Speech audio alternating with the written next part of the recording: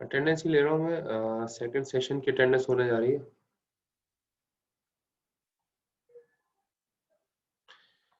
अच्छा जी, ये नाम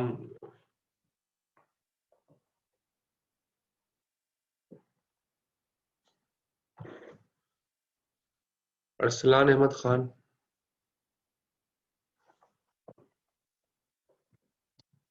अरसलान, एक मिनट चैट पे आके मैं, आप लोग चैट पे भी रिप्लाई कर सकते हो और वैसे भी। ठीक है, तो अरसलान अहमद खान नहीं है। सैयद मुइज अली। मैं कुछ लोगों के नाम ले रहा हूँ, सिर्फ वो बता दिएगा। अरसलान अहमद खान नहीं है। शमसुर रहमान बताएं, शमसुर रहमान है?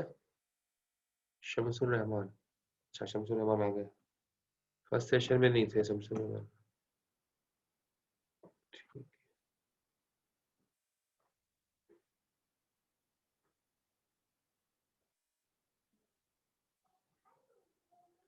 अच्छा, आशिर अली।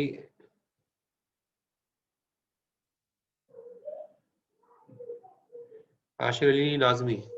हाँ, ये प्रेजेंट है, ये भी फर्स्ट सेशन में नहीं थे।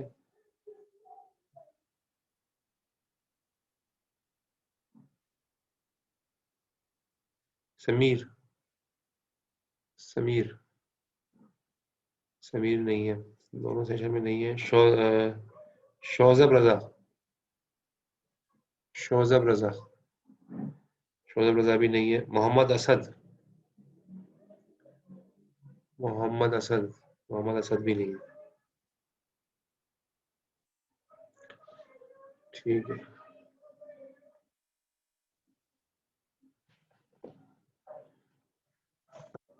बस सही है। बाकी सबकी मैंने देख लिया, प्रेजेंट है, जिनके लिए मैंने नाम लिए अभी।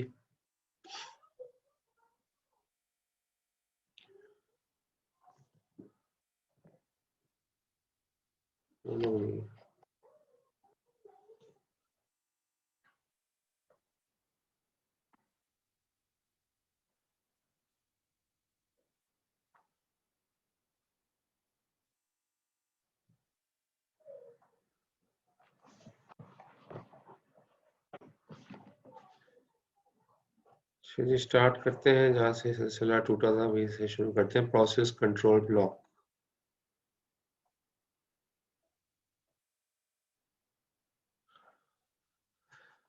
अच्छा, प्रोसेस कंट्रोल ब्लॉक क्या चीज होती है? देखो, प्रोसेस की जितनी भी इंफॉर्मेशन होती है ना, जैसे मैंने आपको बताया था, हर प्रोसेस होता है, उस प्रोसेस की जितनी भी इंफॉर्मेशन होती है वो उसके प्रोसेस कंट्रोल ब्लॉक में होती है। ठीक है, प्रोसेस की जितनी भी इंफॉर्मेशन है वो उसके प्रोसेस कंट्रोल ब्लॉक में होती है, जिसको हम पीसीबी कहते हैं, प्रोसेस कंट्रोल ब्लॉक। यानी कि प्रोसेस की स्टेट कौन सी है, न्यू स्टेट है, रेडी स्टेट है, वेटिंग स्टेट है, रनिंग स्टेट है, ये इंफॉर्मेशन सेव की जाती है। प्रोसेस का नंबर कौन सा है, हर प्रोसेस का अलग अलग नंबर होता है, पर उसको प्रोसेस आईडी कहते हैं। तो प्रोसेस आईडी को सेव किया जाता है। प्रोग्राम काउंटर के अगली को कितनी इंस्ट्रक्शन चल गई, अगर एक प्रोसेस है उसके अंदर 10 इंस्ट्रक्शन है, ठीक है, एक प्रोसेस है अगर फॉर एग्जांपल उसके अंदर 10 इंस्ट्रक्शन है, तो अभी वो उसने चलाई थी फॉर एग्जांपल 5वीं इंस्ट्रक्शन, तो उस वक्त प्रोग्राम काउंटर की वैल्यू हो जाएगी 6, यानी कि वो छठी इंस्ट्रक्शन जो चलने वाली है वो 6 हो जाएगी, कि अभी छठी इंस्ट्रक्शन चलेगी। तो कहने का मतलब ये है कि ये प्रोग्राम काउंटर के अंदर वो चीजें सेव करता है उस प्रोसेस की, कि अगली इंस्ट्रक्शन कौन सी चलने वाली है। रजिस्टर के अंदर जो वैल्यूज हैं वो सेव करता है कि ये इस प्रोसेस ने कौन कौन से रजिस्टर्स के अंदर क्या क्या वैल्यू रखवाई है। ठीक है, रजिस्टर आपको बताइए माइक्रो प्रोसेसर के अंदर होता है, बहुत सारे रजिस्टर, मतलब कुछ रजिस्टर्स होते हैं जो माइक्रो प्रोसेसर के अंदर होते हैं, उनके अंदर वैल्यूज रखवाई जा सकती हैं टेम्पररी। तो प्रोसेस अपनी वैल्यूज को रजिस्टर के अंदर रखवाते हैं, तो वो वैल्यूज भी सेव की जाती हैं रजिस्टर्स की। इसके अलावा मेमोरी लिमिट्स, यानी कि प्रोसेस रैम के अंदर कहाँ से शुरू हुआ है कहाँ पे खत्म हुआ है, उसको कहते हैं मेमोरी लिमिट। रैम की कौन सी लोकेशन से प्रोसेस स्टार्ट हुआ है, कौन सी लोकेशन पे जाके खत्म हुआ है। लिस्ट ऑफ ओपन फाइल्स, ठीक है, कौन कौन सी फाइल जो है प्रोसेस यूज कर रहा है। अगर एमएस वर्ड की फाइल खुली हुई है तो एमएस वर्ड का प्रोसेस, और प्रोसेस एमएस वर्ड को भी यूज कर रहा है, और मतलब जो फाइलें हो सकता है एक प्रोसेस मल्टीपल फाइल्स को यूज कर रहा हो, तो वो सारी फाइल जो है वो भी स्टोर होती है। इस तरह प्रोसेस कंट्रोल ब्लॉक में डॉट डॉट का मतलब है, इसके अलावा भी बहुत सारी चीजें, अकाउंटिंग इन्फॉर्मेशन होती है, कितने जो है सीपीयू इसने चलाया है, कितना जो है रह गया है, आईओ की इंफॉर्मेशन होती है उसके मुतालिक, यानी बहुत सारी इंफॉर्मेशन जो भी इंफॉर्मेशन प्रोसेस से रिलेटेड है वो सारी की सारी उसकी प्रोसेस कंट्रोल ब्लॉक में होती है। तो प्रोसेस कंट्रोल ब्लॉक हर प्रोसेस का बनता है और ये जरूरी है। क्यों जरूरी है? जो फॉर एग्जांपल अगर कोई प्रोसेस है वो अभी फॉर एग्जांपल रेडी स्टेट में है, फॉर एग्जांपल एक प्रोसेस है वो रनिंग स्टेट में है, ठीक है, रनिंग स्टेट में चल रहा है, P1 जो है वो चल रहा है, रनिंग स्टेट के अंदर है, और चलते चलते ये रुक गया, आईओ आ गया, कुछ आ गया, रोक दिया गया, अब ये वेटिंग में चला गया। लेकिन इसको वेटिंग में जाने से पहले इस वक्त इसकी पोजीशन क्या थी, कितना चल चुका, कितने परसेंट चला, प्रोग्राम काउंटर की वैल्यू क्या थी, कौन सी इंस्ट्रक्शन अभी नेक्स्ट चलने वाली है, कितने परसेंट ये चला है, ठीक है, और इसका जो है प्रोसेस आईडी क्या है, उसका नंबर क्या है, और रजिस्टर के अंदर कौन कौन सी वैल्यू। अब ये सारी बातें जो है वो पीसीबी में P1 का जो प्रोसेस कंट्रोल ब्लॉक है उसमें ये समझो, ये यूं समझ लो, ये जो पीए सारे जो है ना, ये पीसीबी है, प्रोसेस 1 का पीसीबी ये है, प्रोसेस कंट्रोल ब्लॉक, जिसके अंदर वो सारी इंफॉर्मेशन जो है P1 से रिलेटेड सारी इंफॉर्मेशन जो है इसने अपने प्रोसेस कंट्रोल ब्लॉक में सेव कर ली। जब ये वेटिंग स्टेट में चला गया तो ये इंफॉर्मेशन सेव है, ठीक है, जब वापस आएगा वेटिंग स्टेट से रनिंग में दोबारा आएगा तो ये यहाँ से पढ़ेगा सारी चीजें इसके प्रोसेस कंट्रोल ब्लॉक से।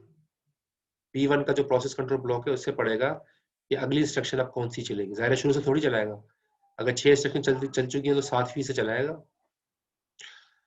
तो और फिर जो है वो रजिस्टर के अंदर क्या क्या वैल्यूज रखी थी वो देखेगा, यानी कि प्रोसेस को वहीं से स्टार्ट करेगा जहां से छोड़ा था और उसी वैल्यूज के साथ उठाएगा जो जो वैल्यूज के साथ उसको लीव किया था।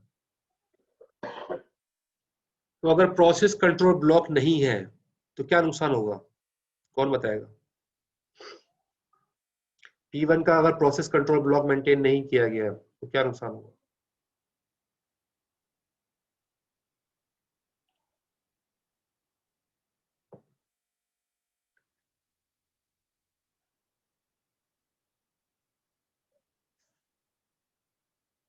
जी, 26 पार्टिसिपेंट्स हैं, ये रिप्लाई करें।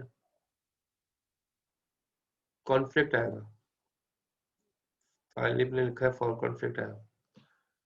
देखो कॉन्फ्लिक्ट क्या है, देखो P1 जब वेटिंग में चला गया, वेटिंग से जब वापस आएगा तो उसको पता ही नहीं चलेगा काट कितना हो चुका है, तो शुरू से चलाएगा ना, फिर P1 को शुरू से चलेगा। P1 अगर फॉर एग्जांपल 80% चल चुका था, 80% चलने के बाद वो वेटिंग में गया था, वेटिंग से जब दोबारा रनिंग में आएगा ना तो अब उसकी इन्फॉर्मेशन तो सेव की नहीं कि भाई कितना परसेंट चला था, कितना रह गया था, वो तो आपने पीसी प्रोसेस कंट्रोल ब्लॉक तो आपने बनाए, इसका बना ही नहीं।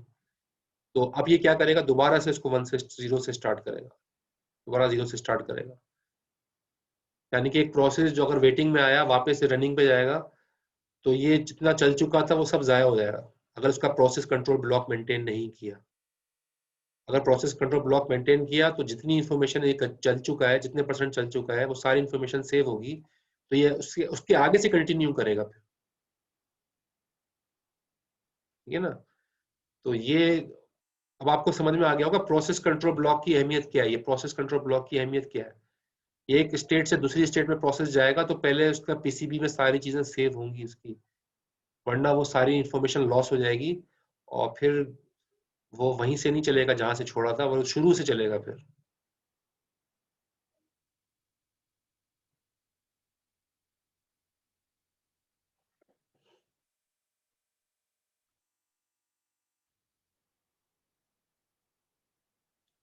अब देखो यहाँ पर आपको दिखाया गया है सीपीयू स्विच फ्रॉम प्रोसेस, जाहिर है मल्टीपल प्रोसेस चल रहे हैं, एक प्रोसेस से दूसरे प्रोसेस, सीपीयू ये काम करता रहता है।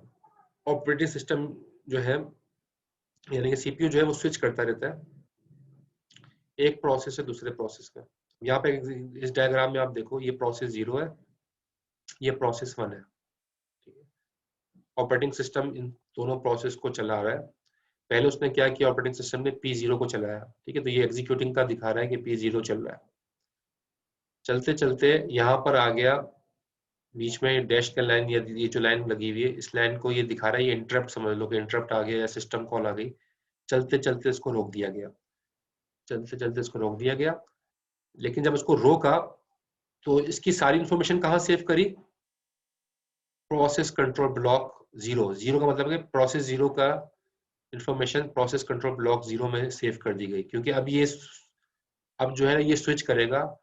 पहले इंफॉर्मेशन सेव करने में टाइम लगेगा, और जब ये सारी इंफॉर्मेशन सेव की और सेव करने के बाद अब ये कहाँ स्विच कर गया? इसने रीलोड क्या कर लिया? Process control block 1। Process control block 1 किसका है? P1 का। तो यहाँ पर अब P1 प्रोसेस चलना शुरू हो गया। एग्जीक्यूटिंग दिखा रहा है, ये P1 प्रोसेस चलना शुरू हो गया। P2 को रोक दिया गया, सॉरी P0 को रोक दिया गया। P0 शुरू में चल रहा था, उसको रोका गया, इंटरप्ट आ गया था। रोकने के बाद इसकी इंफॉर्मेशन PCB 0 में डाल दी, जो प्रोसेस कंट्रोल ब्लॉक 0 था, प्रोसेस 0 का, उसमें इसकी इंफॉर्मेशन डाल दी। और फिर कौन सा प्रोसेस ब्लॉक जो है लोड कर लिया?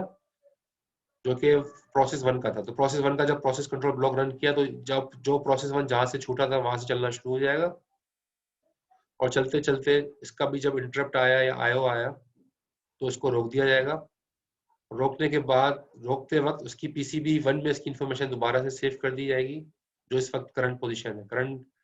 करंट जो इसकी वैल्यूज होंगी वो सारी प्रोसेस कंट्रोल ब्लॉक 1 में सेव हो जाएंगी, क्योंकि ये प्रोसेस कंट्रोल ब्लॉक PCB 1 जो है वो P1 का है। ठीक है, PCB 1 P1 का है, PCB 0 जो है वो P0 का है। तो दोबारा से इसने PCB 1 में सेव कर दिया जो करंट इंफॉर्मेशन थी, और फिर दोबारा जाके इसने क्या लोड किया? PCB 0, जो पहले रोक दिया था PCB 0। PCB 0 को मतलब दोबारा लोड किया, और लोड करने से क्या हुआ? दोबारा से P0 जो प्रोसेस था वो दोबारा चलना शुरू हो गया, जहां से छूटा था। यहाँ तक सेफ था, ये यहीं से स्टार्ट होगा, क्योंकि प्रोसेस कंट्रोल PCB 0 से इसकी सारी इंफॉर्मेशन उठा ली। ये डायग्राम समझ में आई आप लोगों को? क्या हो रहा है इस डायग्राम? एक प्रोसेस से दूसरे प्रोसेस पे शिफ्टिंग हो रही है, P0 से P1 पे जा रहा है, लेकिन P0 से जब P1 पे जाने से पहले उसकी इंफॉर्मेशन उसके कंट्रोल PCB के अंदर सेव कर रहा है, और फिर वो फिर अपनी इंफॉर्मेशन सेव करके फिर उसने वो इंफॉर्मेशन लोड की जो प्रोसेस 1 की थी। उसका प्रोसेस कंट्रोल ब्लॉक अपने पास लोड कर लिया, फिर वो एग्जीक्यूट होने लगा। और जब वो एग्जीक्यूट होते होते जब उसको रोका गया किसी भी वजह से, इंटरप्ट की वजह से, तो जितना वो चल चुका था उसकी इंफॉर्मेशन PCB 1 में डाली, और फिर PCB 0 को दोबारा लोड किया, क्योंकि अब PCB 0 को चलाने की बारी आ गई। और PCB 0 जाहिर है इसके अंदर सारी इंफॉर्मेशन होगी कहाँ तक चल चुका है। तो PCB 0 जो है वो दोबारा से सारी चीजें आ जाएंगी, तो P0 दोबारा चलना शुरू हो जाएगा, और P0 जो है वो वहीं से चलेगा जहां से छोड़ा गया था। कोई क्वेश्चन है स्लाइड से रिलेटेड तो पूछ सकते हैं।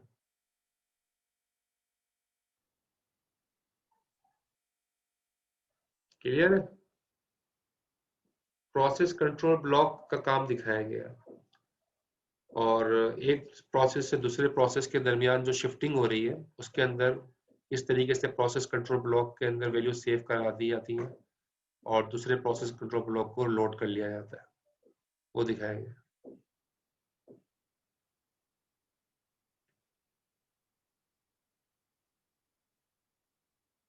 सब मौजूद है ना मेरी क्लास में?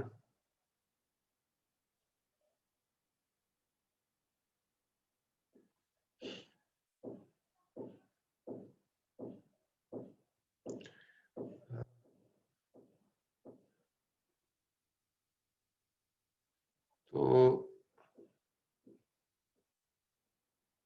डायग्राम पे शॉर्ट समरी है, शॉर्ट समरी यही है। समरी नहीं, मैंने आपको डिटेल में समझाया डायग्राम। ठीक है, डायग्राम डिटेल में समझा दिया कि प्रोसेस 0 जो है ये चल रहा था, इसको रोका गया, चलते चलते रुका, इंटरप्ट आया, लेकिन इसकी इंफॉर्मेशन जो थी वो प्रोसेस कंट्रोल ब्लॉक 0 PCB 0 में रख दी गई, ताकि ये अगली मरतबा वहीं से चले जहां से छोड़ा गया था। और फिर लोड कर लिया गया PCB 1 किसका प्रोसेस कंट्रोल ब्लॉक है? P1 का। तो इसको लोड किया गया, फिर अब यहाँ जैसे इसको लोड किया गया तो ये वहां से चलेगा P1, जहां से पहले कहीं छूटा होगा तो ये वहीं से चलेगा, एग्जीक्यूट होगा P1। और P1 जो है यहाँ पर जाके P1 का इंटरप्ट आया, उसको रोका गया, लेकिन रोकने के बाद इसकी जो इन्फॉर्मेशन थी P1 की वो कहाँ सेव करा दी गई? PCB 1 में, ताकि दोबारा जो चले तो यहीं से चले जहां से छूटा था।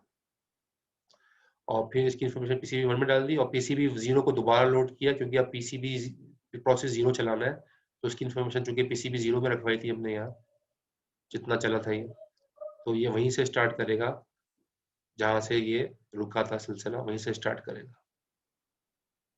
P0 दोबारा चलना शुरू हो जाएगा। ठीक,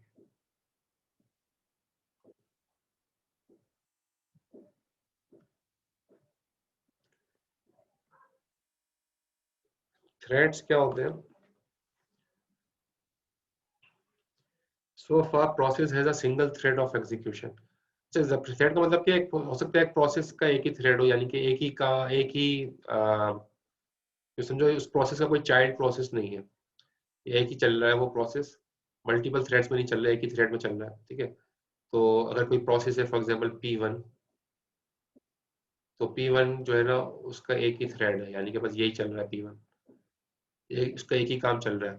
ठीक है, लेकिन अगर मल्टीपल थ्रेड होगा तो उसका मतलब क्या हुआ कि P1 का एक से ज्यादा काम, एक मल्टीपल जो है काम एक ही वक्त में चल रहे हैं P1 के। प्रोसेस तो एक ही है, लेकिन उसको 3 लेयर्स के अंदर वो प्रोसेस चल रहा है, 3 थ्रेड्स में चल रहा है। तो यहाँ भी एग्जीक्यूशन हो रही है, यहाँ भी एग्जीक्यूशन हो रही है, यहाँ भी एग्जीक्यूशन हो रही है, तो उसको कहेंगे मल्टीपल थ्रेड्स के अंदर जो है वो प्रोसेस जो है एग्जीक्यूट हो रहा है। सिंगल थ्रेडेड प्रोसेस भी होते हैं, मल्टी थ्रेडेड प्रोसेस भी होते हैं। सिंगल थ्रेडेड के अंदर सिर्फ एक ही उसका इंस्टेंस चल रहा होता है, मल्टी थ्रेडेड के अंदर मल्टीपल इंस्टेंस चल रहे होते हैं एक ही प्रोसेस के, और उसको हम कहते हैं थ्रेड्स। चाहिए ले ली इसकी एग्जांपल, ये छोड़ दें। प्रोसेस स्केजुलिंग, प्रोसेस स्केजुलिंग करते हैं, ये इंपॉर्टेंट टॉपिक है। ये देखिए, ये चैप्टर बहुत इंपॉर्टेंट है। ये चैप्टर आप समझो, आप टेक्निकल डिटेल सारी जितनी भी है ना वो स्टार्ट हो चुकी है। तो प्रोसेस का आपको आइडिया हो गया है, पीसीबी का आइडिया हो गया है, अब हम आते हैं प्रोसेस स्केजुलिंग की तरफ। तो कैसे स्केजुलिंग होती है, ठीक है ना, ये चीजें समझेंगे तो फिर इसके एल्गोरिथम्स भी हैं बाद में, वो हम बाद में देखेंगे, लेकिन अभी जो ये चीजें समझ लेंगे स्केजुलिंग कैसे होती है। Maximize CPU use, quickly switch process on to CPU for time sharing. तो प्रोसेस स्केजुलिंग का होता है क्या है कि मल्टीपल है ना, मल्टीपल प्रोसेस है रैम के अंदर, एक प्रोसेस नहीं है, रैम है, रैम के अंदर जो है वो मल्टीपल प्रोसेस है। ठीक है, फॉर एग्जाम्पल ये P1 हो गया, P2 हो गया, ये मल्टीपल प्रोसेस है रैम के अंदर रखे हैं। अब कौन से प्रोसेस को चलाए, कौन से प्रोसेस को रोके, उसके लिए चाहिए होगी प्रोसेस स्केजुलिंग। तो प्रोसेस स्केजुलर काम क्या करता है? Selects among available process for next execution on CPU. CPU को किसको चलाए, इसको किस वक्त में किसको चलाए, इसको कहते हैं स्केजुलिंग। ठीक है, तो इसके लिए तो क्यूज मेंटेन होती है, क्योंकि जाहिर है एक जॉब एक प्रोसेस तो नहीं है, मल्टीपल प्रोसेस है, तो क्यूज मेंटेन होती है। अब वो क्यूज कौन कौन सी है वो देख लें। एक कहलाती है जॉब क्यू। जॉब क्यू का मतलब क्या है? Set of all processes in the system. एक कोई जॉब क्यू, जैसे यानी कि जितने प्रोसेस सिस्टम के अंदर मौजूद हैं उनको उनकी क्यू बन जाएगी, उसको कहेंगे जॉब क्यू। एक है रेडी क्यू, अभी मैं डायग्राम बना के समझाता हूँ ये चीजें। रेडी क्यू, रेडी क्यू का मतलब क्या है? Set of all processes residing in main memory, यानी कि सारे वो प्रोसेस जो कि रैम में मौजूद है उनकी क्यू बन जाती है। यानी कि रेडी, रेडी एंड वेटिंग, यानी कि वो रैम में मौजूद है, जाहिर रेडी स्टेट में होंगे, तो रेडी भी है, और एग्जीक्यूटिंग एग्जीक्यूशन के लिए वेट कर रहे हैं कि कब उनको एग्जीक्यूट होना है, तो उस क्यू को इसको कहेंगे रेडी क्यू। और एक है तीसरा device queue, set of process waiting for an IO, IO के लिए जो वेट कर रहे हैं वो है डिवाइस क्यू। तो 3 तरह की क्यूज आपने यहाँ पर देखी, job queue, ready queue, device Q. अब मैं इसके आपको डायग्राम में समझा देता हूँ। देखो ये समझो फॉर एग्जांपल रैम है,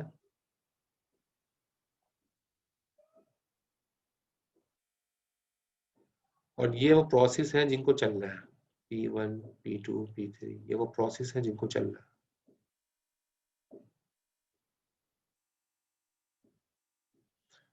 ठीक है, ये वो प्रोसेस है जिनको चलना है P1 P2 P3। अब ये क्यू बन गई, ये क्यू बन गई, ठीक है। अब ये जो क्यू बनी है, ये कौन सी क्यू है? ये है job queue. Job queue, job queue जिसको मैंने आपको बताया प्रोसेस को जॉब भी कहते हैं। तो ये जॉब क्यू है। जॉब क्यू का मतलब क्या है? ये प्रोसेस जो सिस्टम के अंदर है जिनको चलना है, set of all processes in the system. System में जितने प्रोसेस है जिनको चलना है, वो जॉब क्यू, उनकी एक क्यू बन जाती है जिसको हम कहते हैं जॉब क्यू।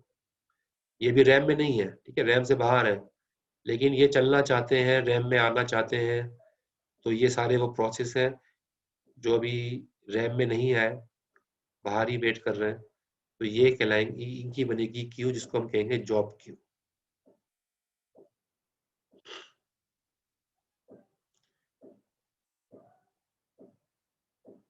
अच्छा जी, ये याकूब खान आए। याकूब खान क्लास में मौजूद है क्या?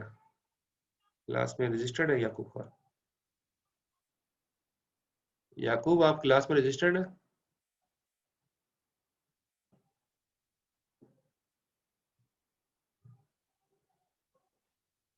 एडमिट करते हैं मीटिंग में।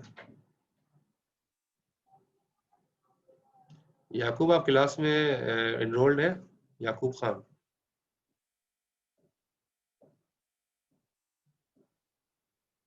क्लास में एनरोल्ड है आप? याकूब,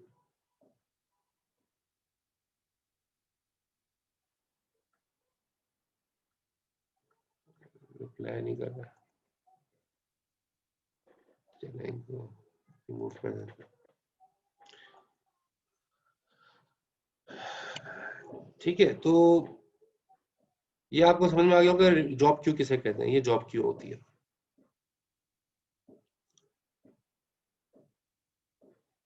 रेडी क्यू क्या होता है? रेडी क्यू का मतलब है, अब ये सारी P1 जो है वो क्यू से उठ के यहाँ आ गई, P2 यहाँ आ गई, ठीक है। यानी कि जो रैम में आ गई, जो रैम में आ गई, रेडी क्यू में आ गई। रैम में आने का मतलब क्या? रेडी क्यू में आ गई, ये रेडी क्यू में है। ये सारी रेडी क्यू है जो रैम में आ चुकी है, यानी कि एग्जीक्यूट होने के लिए तैयार है। एग्जीक्यूट होने के लिए तैयार है, रैम में आ चुकी है, ये रेडी क्यू है। तीसरा है डिवाइस क्यू। डिवाइस क्यू क्या है? Set of process waiting for an IO device, यानी कि आईओ का वेट कर रही हैं। फॉर एग्जाम्पल कुछ जॉब्स हैं, P5 P6 P7, कुछ ये जॉब्स हैं जो कि आईओ का वेट करिए। आईओ का मतलब क्या है? कोई कीबोर्ड से की प्रेस कर दे तो चलेंगी, समझे? जैसे लिखा है आप प्लीज एंटर योर नेम, अब वो कर्सर नेम मांग रहा है, अब वो प्रोसेस रुका हुआ है। जब तक कीबोर्ड से नेम प्रेस नहीं होगा ये प्रोसेस चलेगा नहीं। तो इस तरह की कोई प्रोसेस है जो कि आईओ का वेट कर रही है, तो वो क्या, वो होती है डिवाइस क्यू। ये डिवाइस क्यू, तीनों तरह की क्यू समझ में आ गई आपको? Ready queue, job queue, device Q.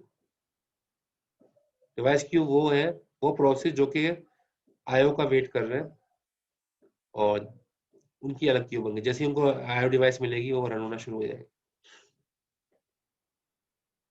तो तीन तरह की क्यूज जो है ये मेंटेन होती है।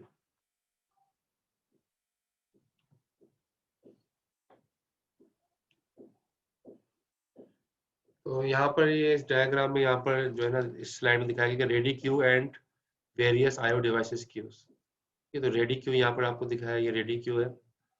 और ये मुख्तलिफ आईओ डिवाइसेस हैं, मैग्नेटिक टेप है, ये डिस्क है, ये आईओ डिवाइसेस हैं, ठीक है।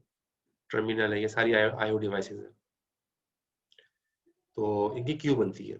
क्यू कैसे बनती है? लिंक लिस्ट के थ्रू। ये समझो एक तरह लिंक लिस्ट है। लिंक लिस्ट में आपको पता है हेड होता है, टेल होता है। तो हेड का कौन सा प्रोसेस कंट्रोल ब्लॉक 7 जो है वो हेड को डिनोट कर रहा है, टेल को जो है वो प्रोसेस कंट्रोल ब्लॉक 2 जो है वो टेल को डिनोट कर रहा है।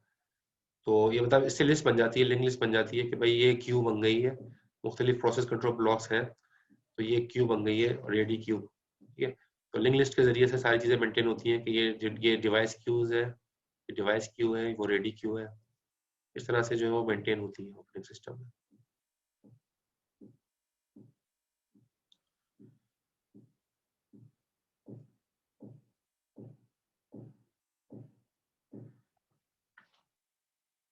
अच्छा जी, यहाँ तक ही रखते हैं बस मेरे ख्याल में, फिर इंशाल्लाह नेक्स्ट क्लास में स्टार्ट करेंगे आगे यहाँ से।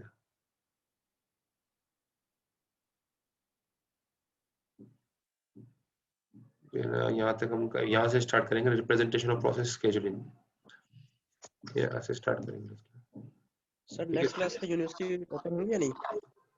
यूनिवर्सिटी का तो अभी तक कुछ पता नहीं, जैसे कुछ चीज आएगी सामने, तो अभी तक कोई ऐसा कोई चीज सामने नहीं आई,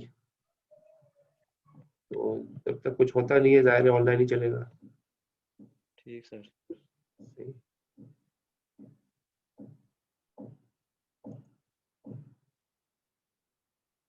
क्विज नेक्स्ट क्लास में नहीं होगा, मैं अगला क्विज दूंगा जब ये चैप्टर 3 खत्म कंप्लीट हो जाएगा ना, प्रोसेस वाला।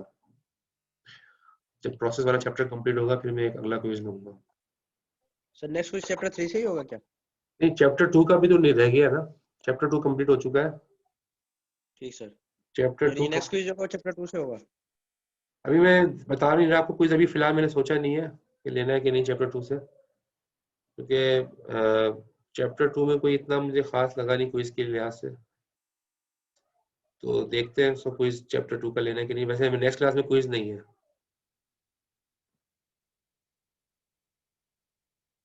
हाँ, मैं क्विज आप सबको पहले बता दूंगा, जब क्विज लेंगे तो पहले बता दूंगा इंशाल्लाह। अगली क्लास में क्विज नहीं है।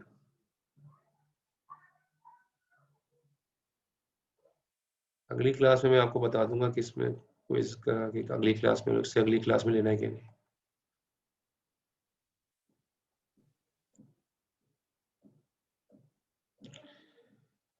ठीक है जी, मीटिंग एंड कर रहा हूँ मैं, इंशाल्लाह नेक्स्ट वीक में मुलाकात होगी।